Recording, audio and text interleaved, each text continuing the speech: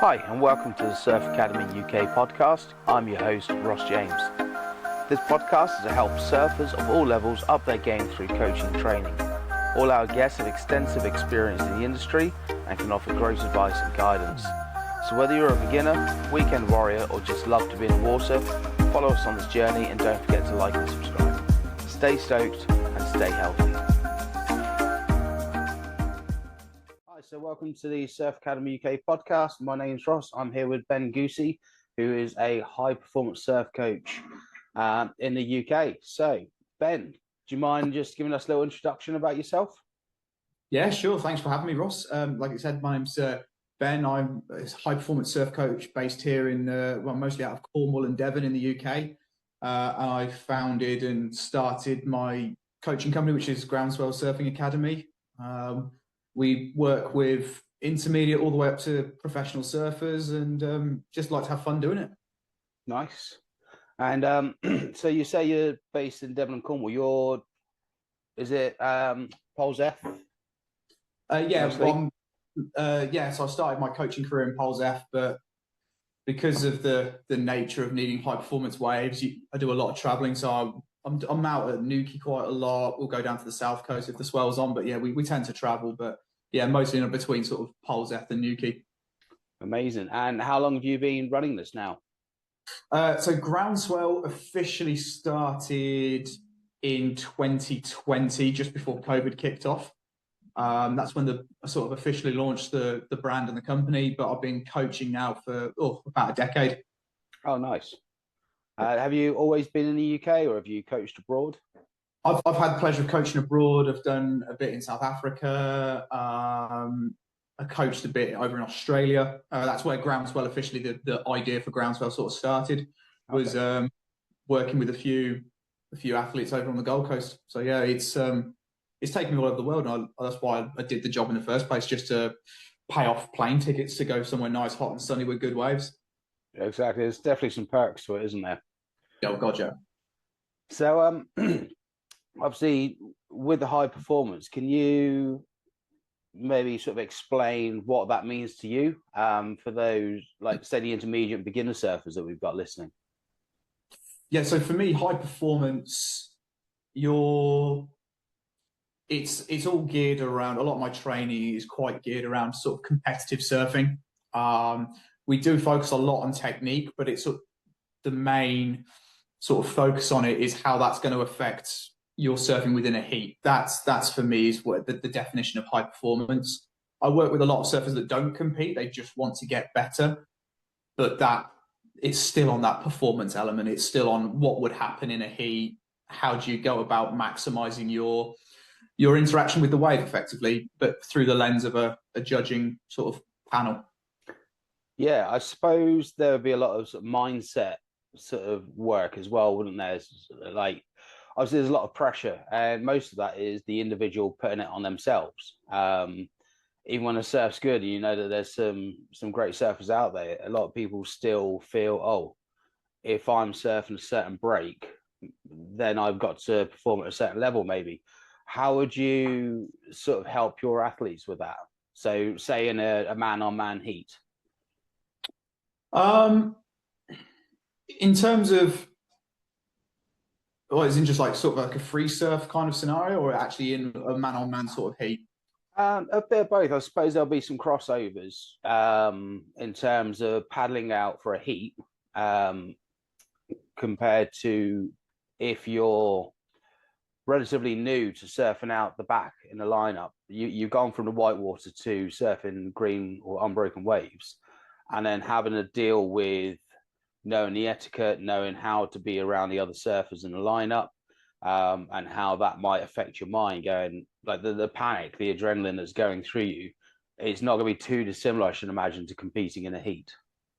You're actually pretty much spot on. The way I would coach at a comps, obviously you can't be in the water with the athlete. So a lot of the work I've done is pre-paddling out.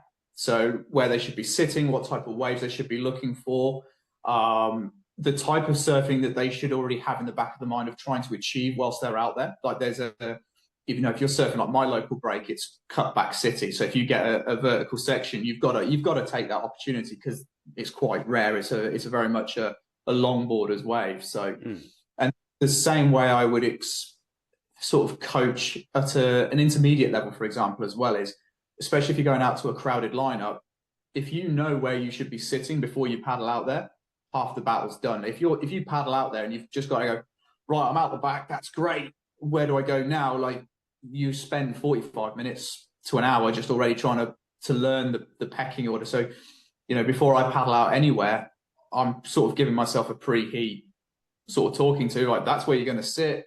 That's the type of waves you should look for. There's a right, there's a left. That's where the current is. I'll try and avoid that little area. It's really crowded. You just sort of set yourself up for the best way. That's probably the best way if you're an intermediate or a non-competitive surfer. You're looking to maximize your time in the surf. Whilst you get your suit on, whilst you're doing anything, just study the lineup. Spend a good time actually watching it. Watch a few sets. Sort of take a note of what's going on around you, and then give yourself some lineup markers as well of like, where should I actually be sitting in comparison to the beach? Yeah. Like, where's the best bank at?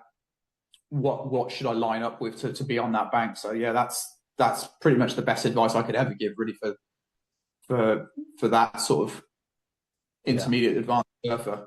I suppose it's probably also one of the hardest things as a surfer to, especially when you're relatively new and it's absolutely pumping. Maybe you haven't been in for a few weeks, and you're just so keen to get in. The last thing you want to do is just sort of stand there and go, oh, this is right, I need to be here, I need to do that. Let's face it, we've all had instances where we're just ripping a suit on and maybe even remembering the paper parking and just running down. I mean, because I've said that to my clients, I've come from more like the surf fitness side of things. So my way of getting people to slow down and look at the environment before they go in is get a warm-up done. Like, okay, don't get me wrong, putting on a 6 mil wetsuit in the middle of winter can be a bit of a warm-up itself. But whilst you're doing that, you can have a look, see where the rips are. Like you say, see where the best peak is for you. Just because it's the best peak there may not be ideal. There could be loads of people on it. I surfed a lot at Harlin last year, and obviously that little right isn't necessarily the best for a lot of intermediates because you can get quite steep and you've got the rock. They might be better off going down sort of the south end of the beach where there's less people. Yes, it's a bit more of a walk, but you're going to have more waves to yourself. It's a bit more easily accessible in terms of getting into the wave itself. So yeah, just spending sort of 10 minutes beforehand, not only can you warm up properly, so you're ready to go by the time you finish your paddle out, but you can notice the best spot to go to. Yeah, I 100% agree. I liken it a lot to fishing. I'm not a fisherman at all, but I've got quite a few friends that are surfers and fishermen, and for them, before they even cast, they know exactly the signs they should be looking for, like even like how to get down to it, like everything. They pre-plan everything before they head out for a fish. And it's the same way you should approach surfing. Really, it's like just pre-plan, think, analyze the situation, and then go and have fun. And I guarantee the surfs that you do, or the more often you do that, the better surfs you're going to have. It might not be your surf up there, but your opportunity, and that's the biggest challenge that I find with working with surfers is, all right, you can pay for a 2-hour session with a coach like myself, but if you can't put yourself on the best waves or get yourself that regular opportunity to actually surf, you're not going to improve as quickly. So wave selection or lineup sort of mapping is really, really important to get as a skill quite early on. And I go surf my local. I know that place like the back of my hand, and I can just run out there now and know roughly from experience that this sort of tide I should aim for the north side, this sort of tide may be better off going on the south side, and just make that paddle across. But if I'm going to go surf somewhere new, I'm going to watch it for a minimum sort of 25 minutes and just try and get a read on it before I even head out. Exactly. It's not all about necessarily your time in the water. It's what you can do to, like you say, optimize and maximize that time, especially if you are just going in for a little post-work surf. at the moment you've not got a lot of time, but it is getting lighter in the evening, so you may be able to squeeze an hour in. You don't want to Yeah. spend half an hour of that figuring out where you need to be. Yeah, You want to exactly. sort of rock up, go, yeah, okay, that's cool, I'm off. So how important have you found the land-based training with your athletes? So if I know it's been pretty decent in the last few weeks in terms of run of swell. I was having a chat with Nick Tisco the other day, and he has obviously been out at the cribber, and he said everyone's almost looking forward to getting back to work actually and actually getting stuff done. Yeah. Because they're like, oh, it's pumping again, let's go, let's go. And suddenly 2 weeks later, they're like, oh, I haven't done anything. So, but yeah, they've obviously you'll get times where, especially in the summer, you'll be lucky to get 2 foot of mush. So trying to keep yourself on top of your surfing, keep that paddle endurance up. What have you found works for you and your athletes? Um, for me personally, it's just keeping my body moving. So I wake up at like 6 a.m. every morning, check my emails, have a cup of coffee, and then I'm straight into doing a bit of activation work, whether that be a bit of dynamic stretching or just even like a small hit training session just to keep it moving. I'm not old yet, but my body's I'm at that age now where your body does start to ache a little bit if you don't move too much and all that sort of jazz. So I do like to make sure I keep it moving. A lot of my clients are Groms, so they're sort of like 14 to 18. Can you call an 18-year-old a Grom? I think there's a little bit of grub in all of us. 18, it's just yeah, it's not left They're just completely big yet. ones. Yeah, but I find with those guys, they're quite resilient in that way. So for me, the land-based training for them isn't as important. When they get to that higher level, that's when I start to really stress it, when in terms of power output and things like that. But yeah, for me, it's just trying to keep the body moving. There's no necessarily surf specific workouts that I would do. I make sure I get like my Mike Tyson push-ups in just to keep the shoulder joint loose and plyometrics, sort of exploding squats, lunges, just to keep the knees working, lower back and core exercises just to keep it, so that when I do get to go for a paddle out when it's 7 foot and it's a 20-minute paddle out of my local, like it has been for the last 5 days, Yeah. it's not too much of a tax on the body. I can still sort of navigate the lineup. It's just sort of keeping myself in touch. It changes when I go into comp season, when it comes to like English nationals or when Boardmasters rocks up, then it will be very much a stricter training program, and I'll start putting all the Groms through it, or recommending that they go and start seeing specific strength specialists and things like that. Yeah. So that's interesting because I think your brother's a S&C coach, isn't he? Strength and conditioning coach. He is, yeah. My brother Matt, yeah, he's working up in Sheffield at the minute with the Sheffield Hallam University through some of their programs. Nice. So he'll understand where I'm coming from with this one as well, and it makes surfing extremely hard, or a lot harder than a lot of sports in terms of prepping for the season, because surfing doesn't necessarily have a season in the UK. You get a No. lot of the competitions are more spring, summer, early autumn based, whereas the big runs like consistent swells are more through the winter. Yeah. So whereas take another sport where maybe that's summer based and it all comes to an end of September, October, then the strength coaches will take the teams or the athletes and go, right, October, we start the strength cycle. We're going to do this, this, and this. We're going to go into some Olympic weightlifting. We're going to do some keep on with the conditioning work. And that's going to cycle through and start easing off. And you'll change your lows, your intensities up until, say, 6-8 weeks before the season starts, where you're going to start bringing in your more sport-specific training. So that's when, with surfing, for example, you see a lot of med ball throws, slam balls, rather than people underneath a barbell as such. There will still be some, but it will ease off.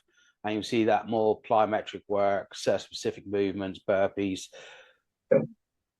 That is quite an interesting one to try and change that for surfing. because, like I say, in this country, it's split up. How do you, if I was to come on with you and say, I want to train, I want to enter the Boardmasters competition, for example, I'm going into the shortboard category for I'll be the over 40s next year or this year. But if I started with you now, how would the next few months look in terms of, sort of programming and getting in the surf sessions as well as the training? So for me, like my big focus is on sort of technique and strategy. That's where it is. When I get clients come through that are looking at that high performance, like professional surfer, that's when I would then start to ask questions on what their type of training is.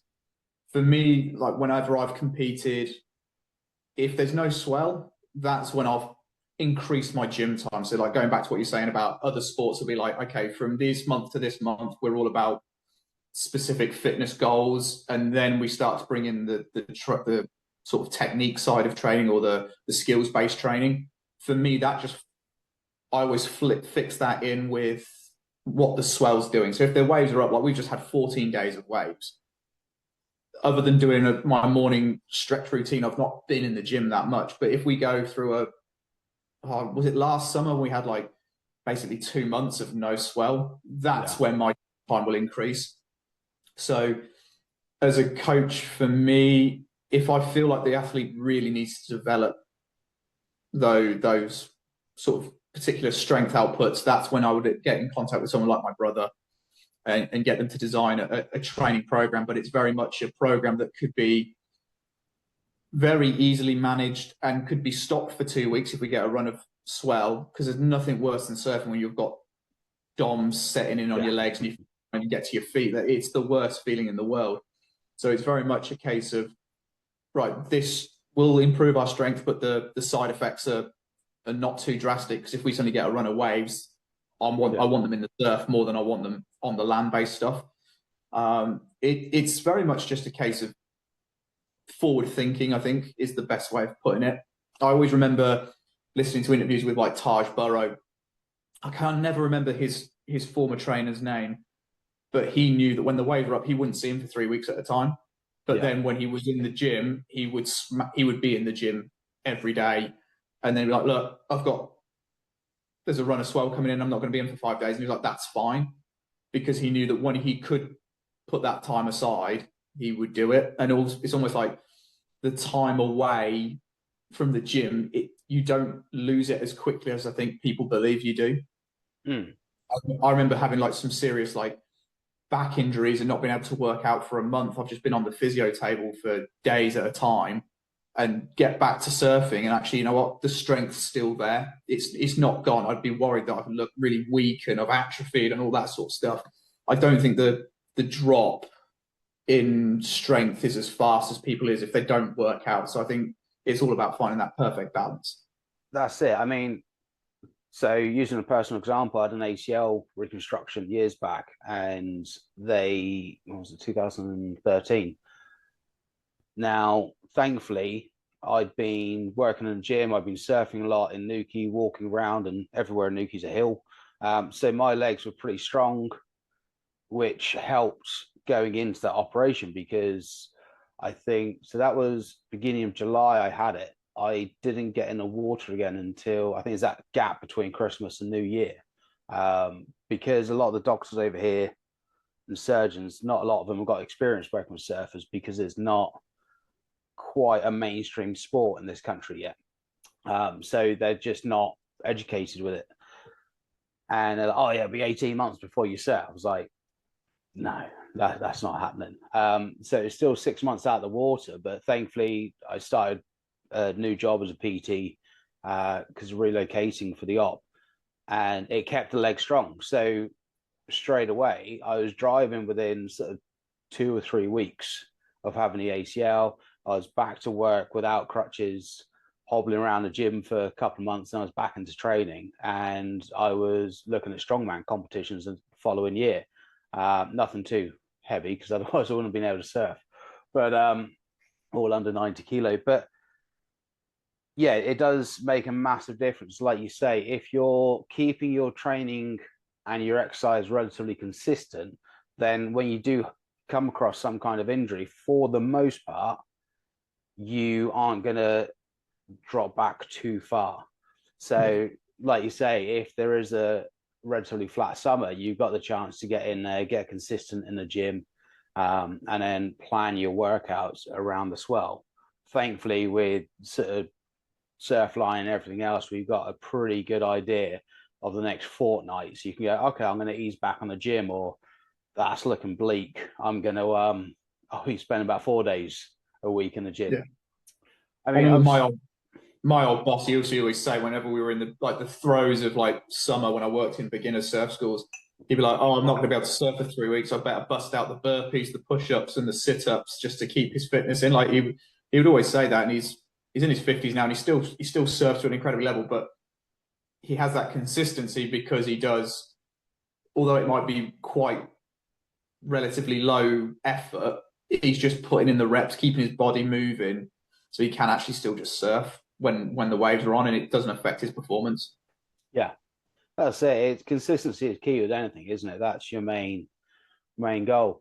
So obviously you've got the technique side and you've got the training and the land based stuff. But what a lot of people don't look at, and especially now where you've got a lot of these Slater designs, Mankeen, and the Firewire boards coming out, people going, "Oh, I want the boss up, I want the Machado Cardo, and all this." For how important would you say picking the right board is for your level? I think it's very important. I mean, I've just come back. I had a meeting this morning with the folks over at Surfboards UK. I've just been, it's official now, just been accepted as a team rider for those guys, and Well done. we've been testing some boards, and they've got a really. I won't go into the details because it is so complicated, and I'll probably explain it all wrong, and I'll have Andy on the phone like you butchered that, like. But they're coming up with a very very good way of being able to give you the perfect board for what you need, not just in terms of shape and profile, but in terms of float, speed, all that sort of stuff. So I think it's very, very important to have a board that's right for you. Mm. Um, I've had boards from, it could be a certain model or a certain brand because my mates have got one and they absolutely rip on that thing. And I think it's really helped their surfing. I jump on it and I go, I can't even bottom turn on this thing. Like it just does not work. Like it's like I suppose like finding a partner. Not everyone is compatible for each other, so yeah, it's really important to match the the board to the person. I think the big danger is again, I'm not a shaper. I'm just a coach, but people get fixated, and I'm guilty of this. I'll get fixated on certain numbers and certain volume, certain lengths and width, like thicknesses and all that sort of stuff. And I will not be willing to try a new board if it doesn't fit within my preconceived idea of what I like. Actually, while we're testing these boards, Stephen, the shaper over at Surfboards UK, he would not tell me anything about the boards. He made me two boards. He said, I'm not going to tell you any numbers. I'm not going to tell you the literage. I'm not going to tell you the construction. I'm just going to give you them. I want you to go surf them. And it actually like liberated my surfing with them because I was literally going in with no preconceived notions. Like the perception I was getting was actually what was happening on the board. Whereas I've had boards before and I'm like, oh, I don't know. This is a quarter of an inch thicker than I like, or half an inch narrower or whatever it is. Like, oh, it's going to be really, really different. So I think my biggest advice is if you are looking at boards, if you are thinking of making a change, make a change. Don't be afraid if you've gone up a liter, or if you've gone down, or if you've gone longer, narrow. Just try it. If you've got the opportunity to try it before purchasing, I would seriously recommend that. And I think that's Yeah. you look at any shaper now, they've got an army of boards that you can go out and demo. So it could be, I ride 5.9s, 5.8s typically. A 6.1 is a step up for me. I'm quite a small guy. So I've borrowed a board off of a shaper before and it was a 6.0. Like that's not my size, but I was able to say there's elements of this board that I do like. Yeah, let's now work to scale it down for me. Like it's you just got to know what you want from a board, I suppose. And that comes from having quite an internal conversation with yourself. Yeah, I think people got to look at all areas, like every single component for it. So, for example, if I'm out in the sea, I'm hitting around 96 kilos at the moment, and at 5'7", I'm quite a stocky guy, always have been. Now, I used to have as a quiver heart attack as a 5'8", and I'm really hoping to have a go on one again, and hopefully it will still work as well as it did. Um, and to me, that was a great board for me. It's slightly wider in the nose, come into a nice little shallow swallowtail with a quad setup, and I caught everything. Now, if you looked at the dims of that, that was probably only about 28 liters, which when you're around the 90-kilo mark is quite a small board. Yeah. And it wasn't particularly thick, but it had, like you say, relationships and had the curves in the right places, the right shape for me for English Yeah. waves. I didn't need much in the tail because I've got a lot of upper body power, but at the same time, I've got a lot of volume in the upper body. So I needed something that's going to float my chest and allow me to sort of dig deep and get in. Whereas when I was working at the Wave summer before last, obviously it's an amazing time and opportunity to test out boards because you got as close to perfection as you can in terms of a training ground and a whole sort of scenario. I took out a FRK plus, I think it was a 6'1" or a 6'2". Now I looked at it, super skinny in the nose, like compared to most of my boards. It was more your typical shortboard shape, little squash tail. However, I found even when I was paddling, it was twitching. I was like, I'm going to have to slow down when I take off. I'm going to have to slow my surfing right down and draw my lines out. And I wasn't wrong. I didn't slow down enough. And I still remember I took it out on the turn setting. And as I dropped down, I felt it twitching and trying to go. I was like, okay, this is going to sort of maneuver as I want it, as I think it's going to start turning. It's going to be really responsive. Such a fun board. It's a bit big for what I thought I'd need. In my mind, I was like, oh, 6'1". I'm like yourself. I'm not going to take that out until it's probably a certain size.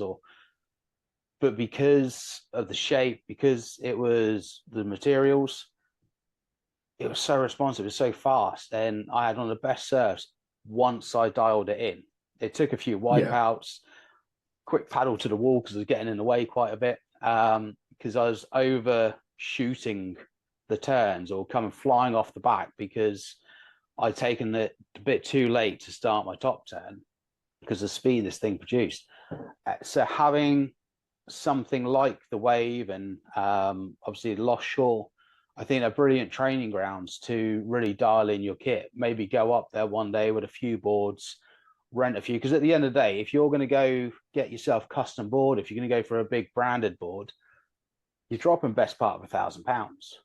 So, like, what's 100 quid in rentals if it's going to save you money from going, well, I bought it, board for sale, ridden twice, you're going to lose 200 quid off it straight away.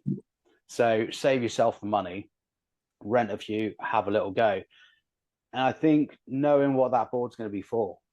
So if you're going to be surfing South Coast UK, Bournemouth, Witterings, maybe some South Devon as well, you're going to want something with a bit more volume, a little bit more floaty to get you into the waves because there's going to be less power. Whereas if your go-to is Croyd, maybe Watergate, where it's a bit more open and you got a bit more power coming through, you could probably afford to just shave off a few liters, tidy in the tail, all that sort of stuff. So I think, like you say, knowing what you're going to be riding a board for, and that's the problem with the one board quiver nowadays, isn't it? Like it's hard to get. I'd probably say you want at least two boards, a good day board and a groveler.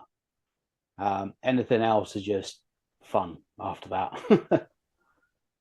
Yeah, I think if you've got more than two boards in the quiver, you're doing something right or you're doing something terribly wrong. It depends. If you're on that pro surfer sort of path and you've got boards left, right, and center, you're doing things right. But if you're a weekend warrior or you get out when you can and you've got 16 boards, like plus, or even just having four boards, that can be too much sometimes. Yeah. Do you know, the amount of times I get a phone call from someone and it's like, I want to book in for a session. This is where I surf. Like, I'd like to get better at my local lineup. And you turn up and you go, all right, awesome. You have a look at the boards they've got. I remember I had one client, he was like, I don't know what board to ride. And he pulled out four boards and they were all geared towards the same thing. It was Yeah. literally like, you're just going across the board. Well, that's got a bit of V in the tail. That's got a slight little bit more thickness through the rails. That's a swallowtail. And that's a, it's like, they're all high performance shortboards. And you're telling me you're struggling to do a bottom turn. Like, you should not be on a high performance shortboard if you're, it'd be a case of like maybe getting something that's a little bit more user friendly for you that takes a little bit of that sensitivity out. The most asked question I always get, especially in the summer when I jump back into doing like the beginners coaching for surf schools up and down the coast, it's like, what's the difference between a hard board or a short board and a longer board then? And my example is like, well, a longer board is like going to Legoland and getting your driver's license, and a short board is like jumping in a Ferrari Formula One car. Like, one is very sensitive and will freak out at the smallest sort of misplacement of pressure, and the other one is so much more forgiving. So, yeah, I think if you're realistic and I've had chats with shapers before, and they say it's the biggest misconception is of surfer's own ability. If you really have a hard look at yourself in the mirror and go, all right, I'm not Dane Reynolds, I'm not Steph, I'm not, Carissa, I am your average Joe. I go to the pub every weekend. I'm not in the best of shape. I'm not going to be competing. I just want to have fun. There are so many boards out there that you could have fun on. Yeah. And I guarantee you that having that high performance stick in the car, like, yeah, you could work up to that one day. You could pull it out for those really special days, or if you're going to J-Bay or like Morocco, where a high performance board is what you need. Yeah. And when you're on a wave that actually requires a high performance board, they are amazing. They are the best thing ever. But having that internal conversation, be like, yeah, actually, put my ego aside. I do need a round nose quad, or I do need not a mid length, but one of those like baby mid lengths or something like that. There are some good boards out there that even the best guys in the world can surf and have a great time on. That's it. It be that pointy nose thruster that you have in the just collecting dust. Exactly. And I mean, especially with the amount of people that are getting into surfing now. I mean, it's, as you'll know from coaching on the beaches at schools, there's just each school will bring in maybe 30, 40, 50 people a day that have never surfed before for months at a time. Now, a small percentage of them may never surf again, but a lot of them might come back next year or the year after. At some point, they're probably going to be in a lineup. Yeah. And like I've moved back to Southampton way, and so my local spot will be round Bournemouth. And in fear of upsetting a few people, I just won't surf around Bournemouth much anymore, just because of how busy it is. Because I've got that sort of 45 minute to an hour drive. I'm like, it's got to be pretty good for me to go down there, and I'm probably going to take my longboard. Yeah. Because I'm greedy, because I'm not surfing as much as I like to at the minute. So I want to get as many waves as possible, keep my paddle fitness up. Last thing I want to do at being 39 years old, 95 kilo, and not surf as much as I like, is be battling with a 60 kilo grom that's absolutely shredding and can catch on a high performance shortboard a ripple. Like, I'm not competing with that.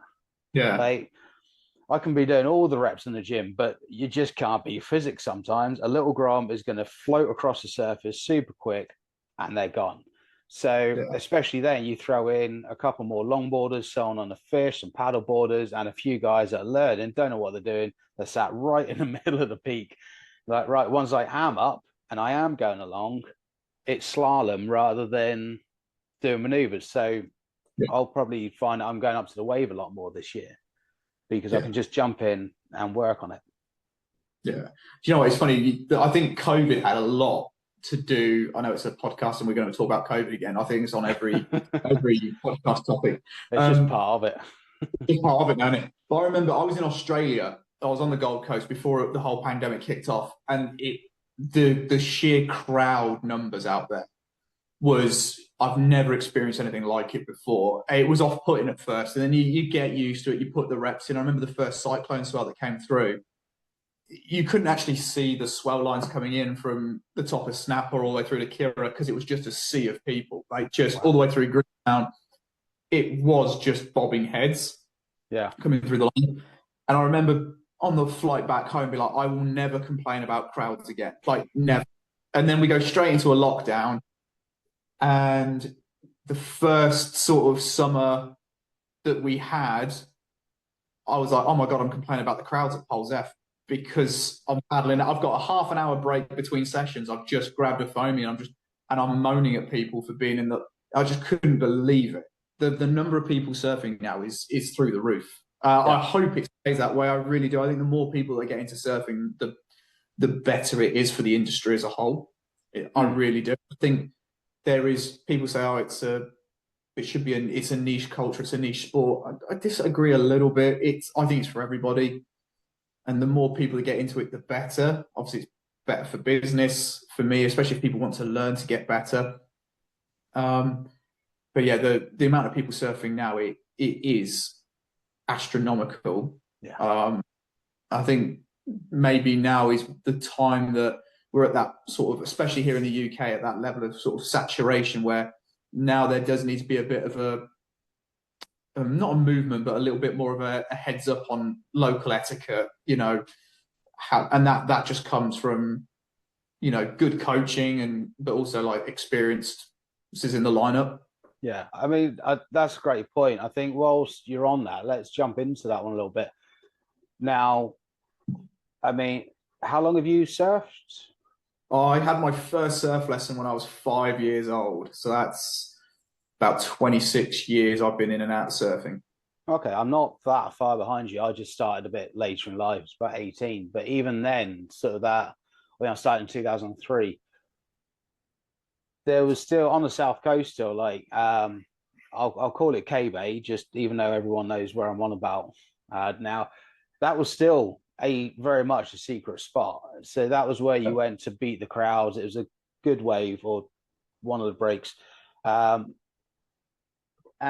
you still had a bit of etiquette. Like there was still that generation that had been at the beginning of surfing in the UK pretty much and had held up like the enforcers and all that sort of stuff in a lineup where you go out and they let you go if you dropped in once. But, oh yeah, sorry, mate. After that, it was right, listen up, this is what you do. And then if you continued after that, there might be a few words, blah, blah, blah. It wasn't really waxing windscreens or the hooey crew or anything like that, but there were repercussions. You got told. Whereas nowadays, it doesn't seem to be that. And a lot of people getting confused on what the deal is what is a drop in, what is a snake. Can you shed any light on that for the viewers? Yeah, I have my thought on it. If two guys are paddling for a wave, like if you see a set coming in and you think you can catch it, you have every right to paddle for that wave, regardless of your positioning. If you think you can catch it, have a go. But you've got to have that awareness and mindset of what every other surfer is doing and what direction that wave's going.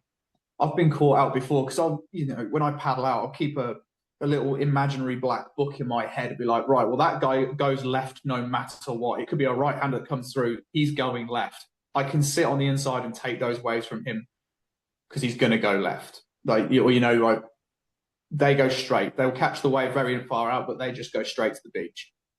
Or he's a ripper. If he's paddling, normal rules apply. But every time you paddle into that wave, you're still looking left and right before you go. You're always looking. And if someone is on that wave and they're coming towards you, you just don't go. Simple as that. Now, I have broken that rule several times when I'm on a 45-minute lunch break and I'm like, sorry, you're on holiday or it's your weekend off. I've got to go to work in a minute. I'm going. But I will hold my hand up and say, I'm going in now. See you later. Cheers. Thanks. Bye. But the drop in is you're effectively cutting someone upon a roundabout. That's if you're new to the whole surfing scene and you're unsure of it. If someone ever cut you up on a roundabout, that's effectively what it is. It's someone creating a dangerous situation. Thankfully, here in the UK, there's not many spots where if you do drop in on someone, it's a life-threatening situation. It's not like pipe, where if you drop in on someone at pipe and force them into a guillotine or straight up the reef, it's not that bad. All you're going to do is get a few salty words thrown your way. And to be honest, like if you are the one that is dropping in, you're probably going to be the one that's going to take the worst of it. You're going to have your board's going to get dinged, or you're going to get dinged because you drop down. Mate's tried to avoid you, but them fins might go somewhere you don't want them to go, straight across the back of your legs. Or I've had a few incidents before where, again, like you can like people drop in on you, and it. As a coach, I'm aware that person actually might not know they've done it. They might not have seen me. And I'll just paddle past them next time about, hey, guys, just you dropped in on me. Just always look over your shoulder if you're paddling for that wave. Just always double check. After a while, if they've done it several times, or they look at you, see you go, and then they still decide to go, that for me is right, okay, you win dick of the day. Like you're the, and that's when a more serious sort of look or conversation needs to be had. Like I don't condone like aggressive behavior in lineups at all. It really freaks me out when I see it. Like at the end of the day, we are all just surfing. But if you're continually being disrespectful, then there is something to be said. I've traveled the world and I've seen it really bad in certain places, especially surfing Kira. Made the first section, made the second section, and then an 11-year-old kid gets pushed in by his dad, and the 11-year-old kid's got stickers all the way up to the nose, and he just drops me the double finger as he makes the drop. I watch the chandelier come down. Next thing you know, I'm on the rocks out on the corner of Kira. I was like, what? Never seen that level of like just disregard for just manners, really. So I'd say the UK is not that bad. It's really not. Like I say, 9 times out of 10, it's just not seeing or misinformation or not knowing. Yeah, exactly. It's but like you say, if it does get to that point, you need to have a word, and at least then hopefully show them, look, this could have happened. You could have hurt someone. You could have got hurt, because if I have not, but the amount of people out there on epoxy boards and heavy duty boards, if you take one of them to the back of the head, you might not know about it. Like you're going to be out of the count, and then you need someone to pull you in. Like it's all worst case scenarios, but it's just not worth doing, is it? There's always another wave. Yeah, so exactly. And to be honest, if you're in a case where you're having to drop in to get waves, you're probably not sitting in the right spot anyway. Like there is a rotation order, or there should be a natural rotation. I mean, unfortunately, we don't have great access to like point breaks or reef breaks here in the UK. A lot of the beaches you will go and surf are just sand bottom beach break. The banks will shift with the tide. It can be a bit of a potluck, but there usually is a defined peak. And if you're finding that you're not getting wave after wave and somebody else is getting them, it might be because you're not in the right spot. Yeah. So again, it's having that self-awareness to be like, I think I might be fishing in the wrong pond here. Maybe I need to go and sit over there and move across a little bit. That for me is the best way to avoid that dropping in and sort of snaking situation is actually being like aware that you're not on the peak. If you're on the peak, you can't be dropping in on people too much. No. And there's loads of great little tips that I use if I'm teaching an outback lesson for the first time. and someone says, "How do I know if I'm in the right spot?" Well, you see where the wave has broken, and then that white water will leave almost like a bird's eye view of how the wave is breaking. So if you position yourself as close to the tip of that triangle as you possibly can, like that's where the wave's going to break. So if you're there, you get your timing right, you're not going to have to worry about paddling down and paddling past someone and paddling up. It's all about just taking a turn and going. And if you're nervous about surfing new spots, if you're respectful, people will let you have waves. Yeah, if you are a bit open about it as well, and sort of get the humility on it, and just say, "Look, all right, mate, do you mind if I ask you a couple of questions? I've not surfed around here. I don't want to get in your way. Where's the best spot?" And they'll go, "Oh, it's over here." Because at the end of the day, they'd rather have you go, "Okay, yeah, ask a few questions." They'll probably go off on a wave, and then the newbie or the Grom can catch the wave behind, or they'll even let you take the one in front and go, "Well, tell you what, I'm going to make sure you get this right, because then you're not going to be in my way surfing, and we're not going to have an upset." They help you into the wave. You have a great time. They can catch the set wave behind. It just works for everyone, doesn't it? It does, yeah. So, have you? Because this has flown by, actually, come up to an hour already. Have you got any more words of advice, any pearls of wisdom for anyone that's looking to progress? Yeah, it sounds a bit of an advert, but it is. I would recommend a coach, like straight away. It's one of those things. If you're ever learning to do anything, yes, put your own time in, but you want that guided construction. I've got clients that come to me and they will come maybe twice a year that I will see them, or they will come once a year, and it's literally almost like an MOT check. Like, are they progressing in the same way? I offer virtual coaching as well, so people can send me clips. The great thing about Surfline being everywhere is you can go back, and if you know what time you caught that wave, you can send me a grainy pixelated video, and I will be able to say, you're not getting quite low enough for your bottom turn through this, for that sort of setup, or just little tweaks there and here and there. And it's as simple as that. But definitely going out and getting a coach is the fastest way to improve. Nice. So if any of the viewers do want to reach out to you, can you it's Groundswell Academy. What's the best way to get hold of you? Social media. So jump on my Instagram, which is at Groundswell Surfing, or they can head straight to my website, which is groundswellsurfingacademy.co.uk. Perfect. Well, what I'll do is I'll link them in the description below as well. But yeah, perfect. Cheers for that, Ben. It's been great having a chat, and I think we could probably do another episode at some point and carry on. It's surprising how much detail you can go into with these. So yeah, perfect. Well, thanks again for coming on, and we'll chat soon. Yeah, chat soon. Cheers, Ross. Cheers, bud. Hi, I really hope you enjoyed that podcast. If you're interested in anything the guest has to say today, then please have a look in the description for their links. Please feel free to like, share and subscribe, and we'll catch you in the next episode.